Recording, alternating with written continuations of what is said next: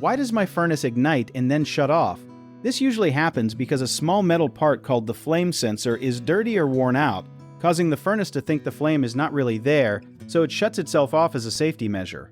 Think of your furnace like a very cautious guard dog. Every time it lights the flame, it uses a tiny sensor to check that the fire is actually burning the way it should. If that sensor gets covered in soot or dust, it cannot properly feel the heat of the flame, so it gets confused and tells the whole system to shut down before anything dangerous happens. This is actually a safety feature working correctly, not the furnace being broken on purpose.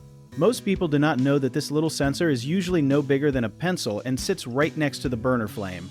Over time, carbon buildup coats the sensor like a layer of dust settling on a mirror, blocking it from doing its job. A lot of technicians will simply take a fine piece of sandpaper or emery cloth and gently clean the sensor, and that alone fixes the problem more often than people expect. It is one of the cheapest and easiest furnace repairs there is, yet many homeowners end up replacing parts they did not actually need to replace. One common mistake is assuming the whole furnace is broken and calling for an expensive replacement, when cleaning that one sensor could solve everything.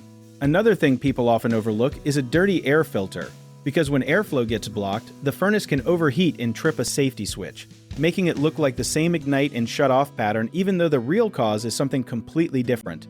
A lot of folks also forget that furnaces need regular seasonal checkups, and skipping those for several years in a row is what allows small issues like this one to build up into bigger and more expensive problems. So setting a yearly reminder to have it inspected can save a lot of money and stress down the road.